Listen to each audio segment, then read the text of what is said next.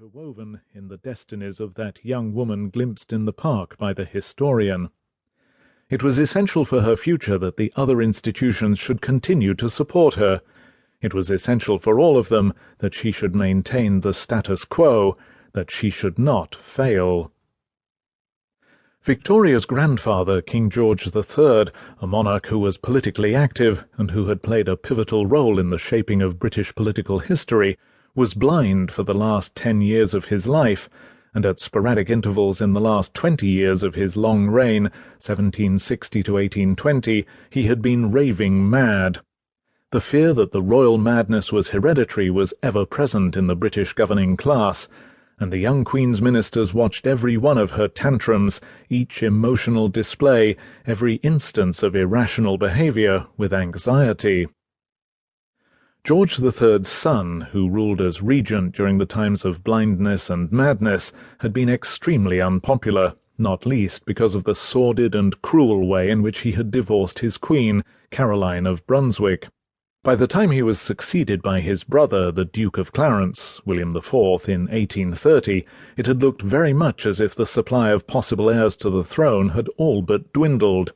It was mere luck that William had not, in turn, been succeeded by his extremely unpopular brother Ernest, Duke of Cumberland, a scar-faced brute who was widely believed to have murdered his valet and married a woman who had killed her previous 2 husbands, and whose extreme Toryism made him hated by the masses. Had the young Victoria not existed, Ernest would have been the King of England, and Britain might well have made a second decision to become a republic.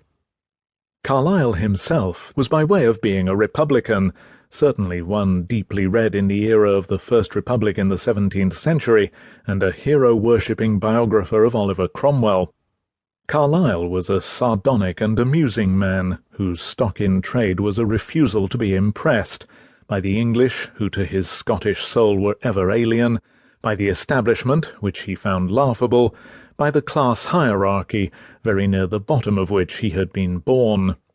His hero was the German poet Goethe, and Carlyle sought in the confused state of modern England, with its great social injustices, its teeming poor, its disease-ridden industrial cities, its Philistinism, some means of returning with that poet a positive attitude to life, an everlasting yea. Carlyle on that breezy April day was passed by a carriage, the Queen taking, as he said in his Scottish way, her bit departure for Windsor. I had seen her another day at Hyde Park Corner, coming in from the daily ride.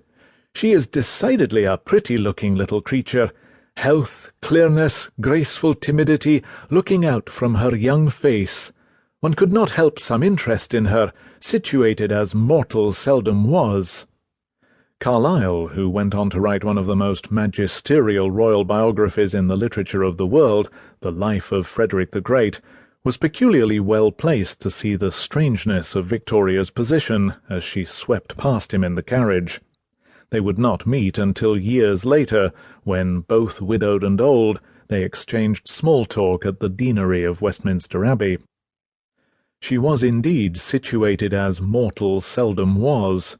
This makes her story of abiding fascination. Her father and mother might so easily not have had a child at all. Once born, Victoria's often solitary childhood was the oddest of preparations for what she was to become, not merely the mother of 9 and the grandmother of 42 children, but the matriarch of royal Europe. She was either the actual ancestor of, or she was connected by marriage to, nearly all the great dynasties of Europe, and in almost each of those crowned or coroneted figureheads there was bound up a political story. Her destiny was thus interwoven with that of millions of peoples, not just in Europe, but in the ever-expanding empire which Britain was becoming throughout the 19th century.